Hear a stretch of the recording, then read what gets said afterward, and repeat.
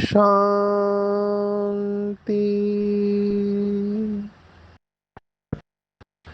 आज 3 सितंबर 2025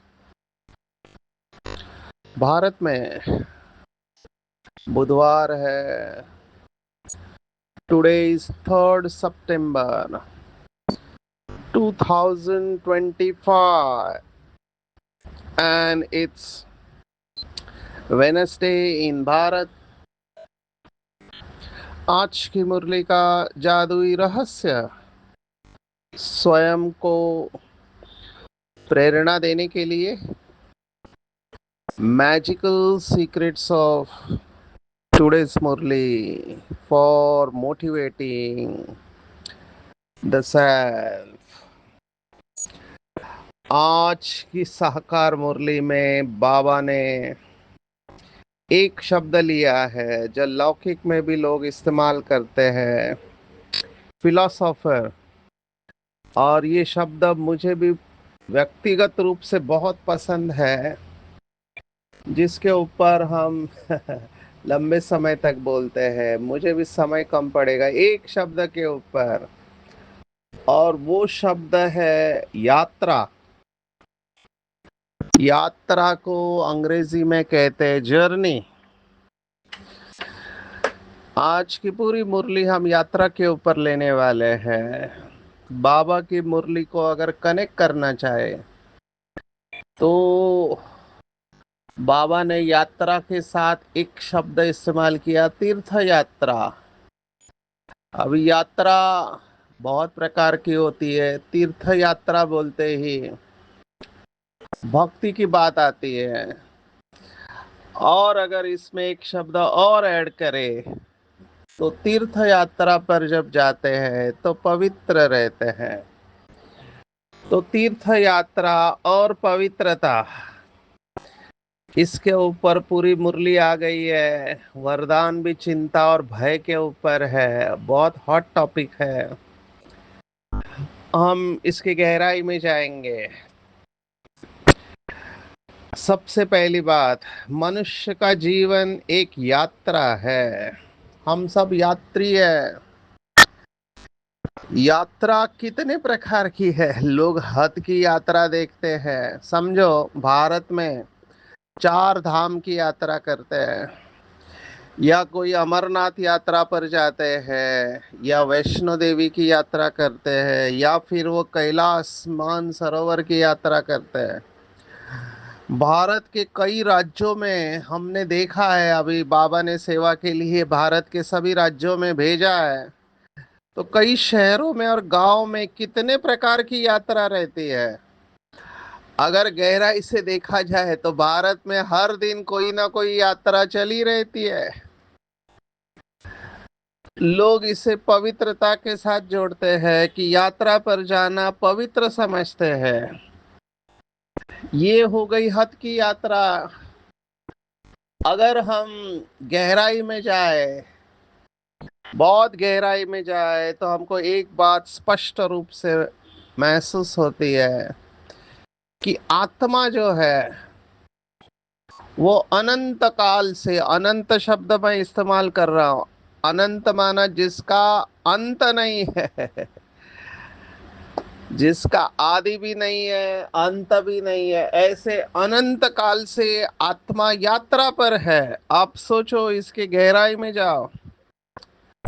परम धाम से हम सतयुग में आते हैं, जब देवता रहते हैं। देवताएं 8 जन्मों की उनकी यात्रा है, 1250 वर्ष। फिर उनकी यात्रा पूर्ण करके त्रेता युग में क्षत्रिय है, उनकी यात्रा चालू होती है। बाकी देवता यात्रा तो कंटिन्यू कर रहे हैं, पर देवताओं से नीचे आ गए वो, तो क्षत्रिय बन के यात्रा चालू होती है। फिर द्वापर में दूसरे धर्म आते हैं और उनकी यात्रा चालू हो जाती है। अभी कलयुग में, जैसे बाबा कहता है, नाटक समाप्ति पर है। ये ड्रामा समाप्ति पर है, तो सभी एक्टर्स को स्टेज पर आना है। तो सभी एक्टर स्टेज पर आए हुए इतनी यात्रा करके, सबसे लंबी यात्रा तो देवताएं ही करते हैं क्योंकि 84 जन्मों की यात्रा सबसे लंबी यात्रा कहेंगे, एक कल्प की। और फिर हम पवित्र बनकर परम धाम में जाएंगे और फिर यात्रा चालू करेंगे।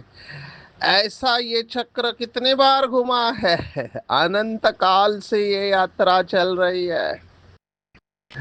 अभी ये सोचकर कई लोग निराश भी हो जाते हैं कई लोगों का ये मानना है, इंक्लूडिंग सम ऑफ द बीकेस, ये क्या चल रहा है कि आओ जन्म लो, सतयुग त्रेता द्वापर कलयुग, फिर आओ फिर जाओ फिर आओ कुछ तो नवीनता चाहिए, कुछ तो अलगपना चाहिए। जबकि बाबा कहता है ड्रामा वही है जो कल्प पहले हुआ था।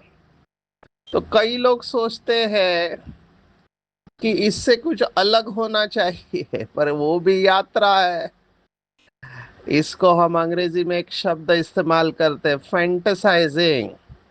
हिंदी में कहेंगे दीवा स्वप्न, या जागते हुए देखा जाने वाला सपना। जैसे साइंटिस्ट और कुछ फिलोसोफर माना तत्वज्ञानी, उन्होंने ऐसे दीवा स्वप्न देखे हैं, क्योंकि बाबा ने इस ग्रे एरिया को टच ही नहीं किया। बाबा ने एक ही शब्द इस्तेमाल किया, अनंत है, ये विश्व अनंत है। तो अभी के जो साइंटिस्ट है, जिसको हम एस्ट्रोफिजिसिस्ट कहते हैं, जो खगोल विज्ञान को स्टडी करते हैं, तो वो कहते हैं जैसे हमारे सौर माला है, माना सोलर सिस्टम है जिसमें सूर्य के साथ ग्रह है, ऐसे हमारे गैलेक्सी में बहुत सारे ग्रह है। वो मिलियंस बिलियंस की बात करते हैं, जिसमें अनेक सोलर सिस्टम है। और हमारा जो सूर्य है उससे भी अनंत गुना बड़े ग्रह है, अभी तक हम समझ नहीं पा रहे हैं। ऐसी अनेक गैलेक्सीज है, और ऐसे ये एक हमारा यूनिवर्स कहते हैं वो अंग्रेजी में। उस यूनिवर्स में अनंत गैलेक्सी है, उनकी एग्जैक्ट संख्या हमको अभी तक पता नहीं है। वो बिलियन लाइट ईयर्स कहते हैं, प्रकाश वर्ष, इतना दूर है हमसे। और आगे की यात्रा देखो, इनकी मन की उड़ान देखो, ये सब मन की यात्रा है। वो कहते ऐसे अनेक यूनिवर्स है, ये तो एक यूनिवर्स हमको समझ में नहीं आ रहा है, कहते ऐसे अनंत यूनिवर्स है। कई लोग अपने गुरु को ये टाइटल देते, अनंत कोटि ब्रह्मांड नायक, माना ऐसे अनंत, अनंत के आगे कोटि लगाते हैं, ऐसे ब्रह्मांड के नायक है हमारे गुरु। माना भावना देखो क्या है, ये भी एक मन की यात्रा ही है तो यात्रा अनेक प्रकार की है। अगर आप बेहद में करते जाओ यात्रा, तो अंग्रेजी में कहते इट इज माइंड बॉगलिंग। माना आपका मन इसको कॉम्प्रिहेंड नहीं कर पाएगा, समझ नहीं पाएगा, और आप एक ब्लैंक स्टेज में चले जाओगे। और इसी को कहते हैं बेहद में जाना। जब आप बेहद में जाते हैं तो यहाँ की सभी बातें बहुत छोटी दिखाई देती है मनुष्य का अहंकार उसे बेहद में जाने से रोकता है। ये बहुत बड़ी बात है, इसलिए कहा यात्रा शब्दों को समझना है। मैं तो सिंपल बातें सुनाता हूँ, मैंने देखा ये फिलॉसफी की बातें, तत्व ज्ञान की बातें सभी के दिमाग में जाती नहीं है मैं जब भगवत गीता का श्लोक सुनता हूँ तो साथ वाले परेशान हो जाते हैं, उनका सिर दर्द करने लगता है। वो कहते हैं ये कौन से संस्कृत के श्लोक लगाए, उनको तो गाने अच्छे लगते हैं तो हर एक के बस की बात नहीं है तत्व ज्ञान को समझना। और बात भी ठीक है, हर एक का ड्रामा में अलग अलग पार्ट है, पर मैं यात्रा के ऊपर बहुत सिंप्लीफाई करके ये सुनाता हूँ जो मुझे लगता है जीवन का सत्य है। अंग्रेजी में कहावत है कि life is a journey and happiness is not at the end of the destination, but happiness is along the path. जीवन एक यात्रा है और खुशी यात्रा के समाप्ति पर नहीं है, खुशी यात्रा के साथ है। हमारे विदेश के भाई बहनों ने इसके ऊपर एक बहुत अच्छी वीडियो बनाया है और उसका नाम भी बहुत सुंदर रखा है, द ताओइज्म एक धर्म है जापान में, ताओ ऑफ ट्रैवलर। और उसमें यही आत्मा की यात्रा दिखाई हुई है, एनिमेटेड मूवीज है। जैसे हमारे लाइट, ये बाबा की जीवन कहानी के ऊपर मूवीज बने हैं, बहुत सारे अभी बना रहे हैं। मनमोहिनी दीदी के ऊपर एनिमेटेड मूवी बने, ऐसे ये टाओ ऑफ ट्रैवलर बहुत पुरानी मूवी है जिसमें यात्रा बताई है आत्मा की।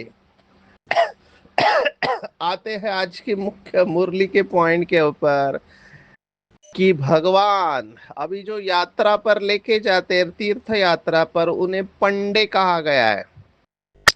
पंडा शब्द भी पांडव शब्द से आया हुआ हो सकता है, पंडा और पांडव राशि तो मिलती है।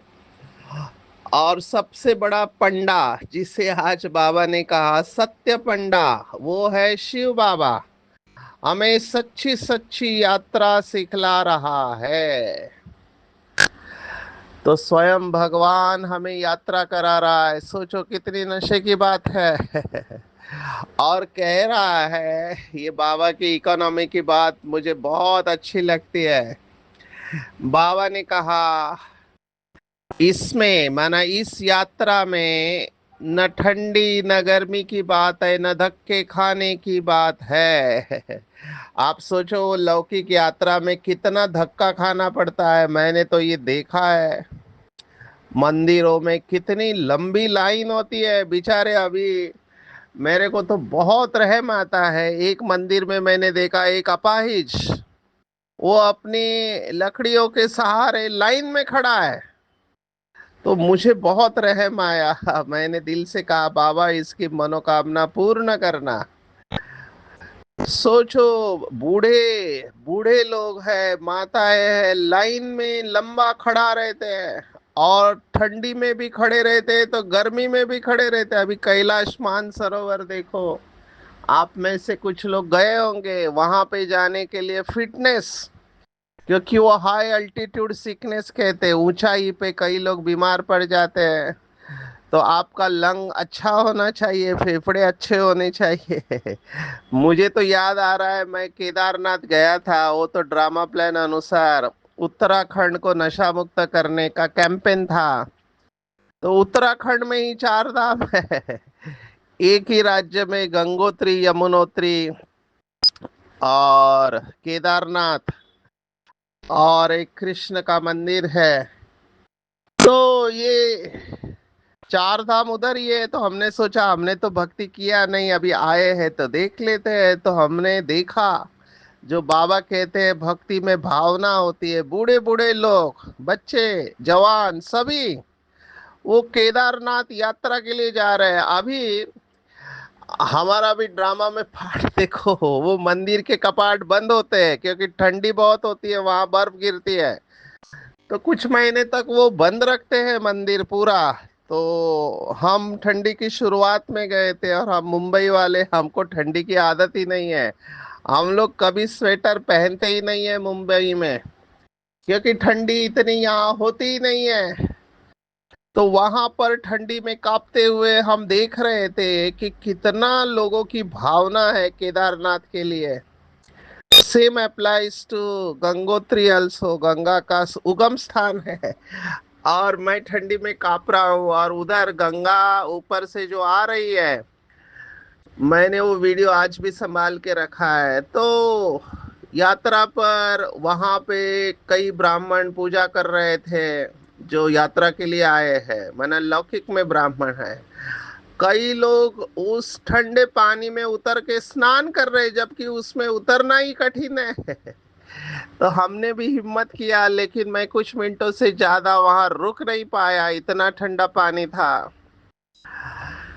तो बाबा ठीक कहता है, न ठंडी न गर्मी की बात है, न धक्के खाने की बात है, आप घर बैठे ये यात्रा कर सकते हो। पर यात्रा में पवित्र रहना बहुत जरूरी है। अभी तो कलयुग है, तो कलयुग में लोग तो तीर्थ क्षेत्र पर भी विकार में जाते हैं। आप सोचो कितनी गिरावट हो गई है। और यही एग्जैक्टली प्रश्न आज बाबा ने उसका जवाब दिया। बाबा को पूछा या किसी ने पूछा होगा कि निर्विकारी ब्राह्मण कितने हैं आपके पास। अभी एग्जैक्टली यही बात हुई थी, मुझे याद आ रहा है, पांडव भवन में सन्यासी आया एक अर्ली मॉर्निंग चेक करने के लिए कि ये लोग जो बोलते हैं वैसा है या नहीं। तो सिक्योरिटी ने उसको रोका कि 2 बजे हम किसी को जाने नहीं देते हैं। तब उन्होंने कहा मैं देखना चाहता हूँ यहाँ सचमुच में पवित्र रहते हैं या नहीं। दादी ने कहा जाने दो, देखने दो। तब उन्होंने सुनाया कि यहाँ सब पवित्र आत्माएं रहती है। तो ये जो बाबा ने कहा था साकार मुरली में कि आगे चलकर लोग टेस्ट करेंगे कि आप सचमुच में वैसे हो या बोलते हो। आज की मुरली में देखो, अभी ये 69 के पहले की मुरली है। उस समय तो परिवार फिर भी छोटा था। छोटा परिवार सुखी परिवार होता है। अभी इतनी बड़ी संस्था हो गई, लाखों लाखों भाई बहने आते हैं। सभी बाबा के बच्चे नंबरवार है। बाबा ने जवाब कैसे देने को कहा, बोलो, ये पूछने की जरूरत ही नहीं, इन बातों से आपका क्या पेट भरेगा। तुम खुद यात्री बनो। यात्रा करने वाले कितने हैं इस पूछने से कोई फायदा नहीं है। पहला जवाब ये देना चाहिए। दूसरी बात फिर बाबा ने कहा, ब्राह्मण तो कोई सच्चे भी है तो झूठ भी है, आज सच्चे हैं कल झूठे बन जाते हैं। विकार में गया तो ब्राह्मण नहीं ठहरा, फिर शूद्र का शूद्र हो गया, आज प्रतिज्ञा करते कल विकार में गिर असुर बन जाते हैं। अभी मैंने ये लौकिक में भी देखा है। मैं ये गंगोत्री की बात कहता हूँ। गंगोत्री में वहाँ के लोकल पंडे सब राह देख रहे थे, कोई आके पूजा कराया हमसे। तो हम तो नशा मुक्ति वाले, एक तो जिस मार्केट से मैं जा रहा था तो वहाँ देखा सभी ने थूक के रखा हुआ है, बीड़ी के टुकड़े गिरे हुए हैं आगे। क्या बताऊं मैं। उनमें से एक पुजारी जो बाहर थे, माना मंदिर के अंदर नहीं थे, लेकिन मंदिर के बाहर नदी के किनारे जो बैठे हुए थे, वो एक पुजारी अंदर बैठ के बीड़ी फूक रहा था। तो हम तो नशा मुक्ति अभियान में गए थे, तो मैंने उनको बहुत प्यार से पूछा कि ये पवित्र स्थान है, यहाँ पर आप ये कैसे कर सकते हैं। लेकिन शायद मुझे ऐसे लगता है वहाँ ठंडी बहुत होती है और लोग ठंडी को भगाने के लिए ये सब करते हैं। हम तो जानते हैं ये निकोटीन एडिक्शन है करके। तो लौकिक में भी ऐसे ब्राह्मण हैं, और अलौकिक में तो बाबा ने कहा ब्राह्मणों की माला नहीं बनती है। क्यों नहीं बनती है? क्योंकि आज बहुत अच्छे हैं, बहुत नशे में है, फिर माया का पेपर आता है। ऐसे तो बहुत गिरते होंगे माया के तूफानों में, इसलिए ब्राह्मणों की माला नहीं बन सकती। हम तो पैगंबर के बच्चे पैगाम सुनाते हैं, मैसेंजर के बच्चे मैसेज देते हैं, अपने को आत्मा समझ बाप को याद करो। तो इस योग अग्नि से विकर्म विनाश होंगे। ये ओना रखो, ओना माना फिकर रखो, ये अपनी फिकर करो। बाबा बार बार फोकस खुद के ऊपर ला रहा है, क्योंकि कई लोगों में ये संस्कार होता है दूसरों को देखने का। मेरे पास कितने आते हैं, कहते हैं कि ये बाबा का बच्चा ऐसा कर रहा है, वैसा कर रहा है, इसको तो रहना ही नहीं चाहिए, ये नाम बदनाम कर रहा है। ये वही बात है, लोगों का ध्यान दूसरों के ऊपर है। हम इसमें अपनी टाइम एनर्जी को वेस्ट नहीं करें। बाबा बैठा है और बाबा ने कुछ आत्माओं को रखा हुआ है। फिर एक ने कहा जो जिनको रखा है वही अगर गड़बड़ करे तो क्या। फिर मैं कहूंगा अगर ऐसा है जो होना नहीं चाहिए और मेरे हिसाब से नहीं होगा, लेकिन अगर कुछ लोगों को लगता है तो फिर उनके लिए शुभ भावना रखे और संगठन में योग करे, क्योंकि हमारे ही बाबा के बच्चे हैं, हमारे ही बाबा के बच्चे हैं, तो हम उनके लिए तपस्या करें कि उनका विघ्न दूर हो जाए और वो फिर से बाबा से पूर्ण वर्षा ले। तो तूफान तो आने ही है। आज के मुरली में कहा युद्ध का मैदान है, ये युद्ध के मैदान में बाबा ने आज पहलवान को याद किया। पहलवान बोलते ही हमारे आंखों के सामने हरियाणा आता है, क्योंकि वहां पे बहुत पहलवान होते हैं कुश्ती में नंबर लेने वाले, और महाराष्ट्र भी इसमें है। बाकी लोग भी अभी आ रहे हैं क्योंकि कुश्ती को यह ओलंपिक में लिया गया है।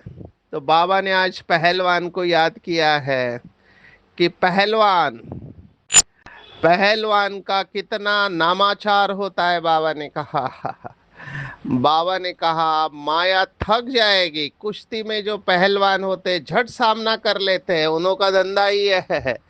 तो हम भी पहलवान हैं, क्योंकि उस्ताद शिव बाबा हमारे साथ है और हमारी गुप्त लड़ाई है। एक्चुअली इसको लड़ाई भी नहीं कहेंगे। आज के मुरली में बाबा ने कहा तुम ब्राह्मणों की विकारों से लड़ाई है और इनको लड़ाई भी नहीं कहेंगे, तो क्या कहेंगे। लड़ाई को युद्ध कहा गया है। और हमने ये कई बार देखा है कि लौकिक में लोग भगवत गीता को युद्ध का शास्त्र कहते हैं, लेकिन भगवत गीता युद्ध का शास्त्र नहीं है, योग का शास्त्र है। तो ये लड़ाई के बगैर हम इसको क्या कहेंगे। फिर शब्द आप इसके ऊपर चिंतन करना। मैं कहूंगा लड़ाई नहीं है, ये चैनलाइजेशन ऑफ एनर्जी है, सिर्फ समझ की बात है। जिस दिन हमारी बुद्धि स्वीकार करती है कि मैं अभी आजकल एक पुरुषार्थ कर रहा हूँ, आपके साथ शेयर कर रहा हूँ। हालांकि कंट्रोवर्शियल बात है, लेकिन उसको यथार्थ रूप में समझना है। कंट्रोवर्शियल बात यह है कि बाबा कहता है आत्मा निर्लेप हो नहीं सकती है, और मैं पुरुषार्थ कर रहा हूं कि मैं निर्लेप आत्मा हूं। अभी एक्सेप्ट करना बीके भाई बहनों के लिए मुश्किल है, लेकिन अगर आप गहराई से देखो ये शब्द क्यों आया है, क्योंकि शिव बाबा के ऊपर लेप नहीं चढ़ता है और आत्मा सो परमात्मा है। तो भगवान निर्लेप है तो हम भी निर्लेप है। अभी आगे चल के इसके ऊपर चिंतन करेंगे। बाबा ने शब्द दिया है आत्मा अनादि रूप में संपूर्ण पवित्र है, तो जो परम धाम की अवस्था है वो निर्लेप है, और यही पुरुषार्थ है कि मैं परम धाम में निर्लेप अवस्था में रहती हूँ। तो मैं आत्मा निर्लेप हूँ, शुद्ध और पवित्र हूँ। इसको जितना फील करेंगे उतना हमारे श्रेष्ठ संस्कार जागृत हो जाएंगे। ये पुरुषार्थ में मुझे बहुत सुख मिल रहा है। देखो ड्रामा में किसी किसी का पार्ट होता है, हर एक की स्मृति अलग होती है। हो सकता है आपको पवित्रता की और कोई बात अच्छी लगे। आज देखो बाबा ने क्या कहा। बाबा तो बाबा है, भगवान है, सीधा ओपनली कहता है विकार की बात में ही बहुत फेल होते हैं। बहुत दिनों के बाद स्त्री को देखते हैं तो बात मत पूछो। आगे बाबा ने छोड़ दिया है। कोई को शराब की आदत होती है, तीर्थों पर जाएंगे तो शराब अथवा बीड़ी की जिनको आदत होगी वह उसके बिगैर रह नहीं सकेंगे। छिपा कर भी पीते हैं, कर ही क्या सकते हैं। माना छिपा कर भी पीते, कर ही क्या सकते हैं। बहुत है जो सच नहीं बोलते, छिपाते रहते हैं। अभी मैं क्या कहूँ, मधुबन में भी कई लोग आते हैं। अभी टीचर्स का काम है उनको समझाना कि यहाँ पर कोई भी ऐसे नशीले पदार्थों का सेवन मना है, हमारे बोर्ड लिखे हुए हैं। लेकिन वही बात है कि कुछ लोग इसके बगैर रह नहीं सकते हैं। बाहर जाते हैं और हमारे हेडक्वार्टर के आजू में कई सारी दुकानें हैं शराब की। शराब पी के आई एक आत्मा, अभी हमको तो आ गई स्मेल, तो हमने बोला भैया यहाँ अलाउड नहीं है। फिर उनको वार्निंग दिया और फिर आगे आप समझ सकते हो क्या हुआ रहेगा। तो ये बात बिल्कुल ठीक है, ये आदत है जिसको हम एडिक्शन कहते हैं। विकार भी एक एडिक्शन की स्टेज पर पहुंच चुका है। कई कुमार कुमार मुझे कहते कि उनके अंदर कोई आदत है, वो छोड़ नहीं पा रहे इस आदत को। अभी ये एडिक्शन है, ये ब्रेन की बीमारी है। आपको इसके लिए प्रोफेशनल्स की मदद लेनी चाहिए, क्योंकि उसके बगैर इन आदतों से निकलना बहुत मुश्किल होता है। तो विकार की बात आज बाबा ने बार बार पक्का किया है।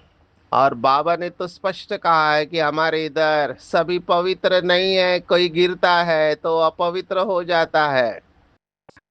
मुझे ये प्रश्न पूछा गया था, बहुत विचित्र प्रश्न। ये पत्रकार लोग कुछ भी पूछते हैं और बहुत प्लानिंग से चलते हैं। मुझे प्रश्न पूछा कि आपके यहाँ पर भी ऐसे विकारी लोग हैं क्या? तो अभी हम क्या जवाब दें, क्योंकि इन्होंने कहीं तो सुना रहता है, कुछ तो हुआ रहता है, कोई तो रेफरेंस है, उसके बगैर ये प्रश्न पूछ नहीं सकते हैं। हम उनको इस तरह से जवाब देते हैं कि ये यूनिवर्सिटी है, स्कूल में जो पढ़ाने वाला है वो शिव बाबा है, उसकी मुरली हम सभी सुनते हैं। अब स्कूल में कोई विद्यार्थी अगर गलत काम करता है, इसका मतलब ये नहीं होता है कि स्कूल खराब है। सिखाने वाले तो अच्छा सिखा रहे हैं, पढ़ने वाले नंबरवार है। आप किसको देख रहे हैं? हमको तो अच्छे स्टूडेंट को देखना चाहिए, बाकी ये उत्तम मध्यम कनिष्ठ तो हर जगह पे होते हैं, हर संस्था में होते हैं। इस तरह से जवाब देने से वो समझ गए, शांत हो गए। बाबा ने आज और एक रिजल्ट बताया कि अच्छे अच्छे नामी ग्रामी बच्चे इस याद की यात्रा में बहुत कमजोर है। सिर्फ कमजोर नहीं, बहुत कमजोर है। और जो नामी ग्रामी नहीं है, बांधे लिया है, गरीब है, वो याद की यात्रा में बहुत रहते हैं। बाबा ने रिजल्ट और इशारा भी दिया है। नामी ग्रामी माना जो हमेशा स्टेज पर रहते हैं, जिनका फोटो आता है। बाबा उनको इशारा दे रहे हैं, इस गलत फहमी में मत रहो। मुझे ये भगवान का वाक्य बहुत अच्छा लगता है, जो दुनिया की नजरों में है वो बाप की नजरों में नहीं, और जो बाप की नजरों में है वो दुनिया की नजरों में नहीं है। हमको इसके ऊपर मंथन करना है। शिव बाबा को मंथन करने की जरूरत नहीं। विशेष आज की और एक बात कि हमको किसी के साथ भी आर्ग्यू नहीं करना है, जरा भी दृष्टि भी न जाए, ऐसी अवस्था बनानी है। आज की अंडरलाइनिंग पॉइंट है, जरा भी दृष्टि नहीं जाए किसी के प्रति विकार की। आजकल का जो सुख है वो अल्पकाल का है, उसके साथ चिंता और भय दोनों है। जहाँ चिंता है वहाँ चैन नहीं, और जहाँ भय है वहाँ शांति नहीं। बहुत सुंदर वाक्य है। लेकिन बाबा के बच्चे मास्टर सर्वशक्तिवान है, सर्व शक्तियों के खजाने से संपन्न है। तो हम दुखों का निवारण करने वाले, समस्या को समाधान में परिवर्तन करने वाले, और हम दूसरों का डर और चिंता मिटाने वाले हम कैसे हो सकते हैं? हमारे सामने जो भी समस्या आए, खेल करने आती है, न कि डराने, इसलिए इसको लीला कहा है। लीला शब्द भक्ति मार्ग का है, तो ये सब लीला है। लीला को एंजॉय करो, अपनी वृत्ति को श्रेष्ठ बनाओ, तो प्रवृत्ति अपने आप श्रेष्ठ हो जाएगी। वृत्ति में एक शिव बाबा, भट्टिया करो, संगठन में रहकर रूरियान करो, लेकिन ज्वाला स्वरूप का अनुभव करो और कराओ। तब ये छोटी छोटी जो बातें आती है सेंटर पर यज्ञ में, बाबा ने कहा ये सब बातें सहज परिवर्तन हो जाएगी। आज की पूरी मुरली में स्वयं सत्य पंडा आया है हमें यात्रा कराने। इसलिए सच्चा सच्चा पवित्र ब्राह्मण बनना है, कभी भी पतित बनने का मनसा में ख्याल भी नहीं आना चाहिए, जरा भी दृष्टि नहीं जानी चाहिए, इतनी पक्की अवस्था बनानी है। बाप जो पढ़ा रहे वो समझानी बुद्धि में रखना है, विकारी आदतों को मिटाना है, संपूर्ण पवित्रता की ऊंची मंजिल को प्राप्त करना है। कारण का निवारण कर चिंता और भय से मुक्त रहने वाले मास्टर सर्वशक्तिवान अपने वृत्ति को श्रेष्ठ बनाना है, तो प्रवृत्ति आपे ही श्रेष्ठ हो जाएगी।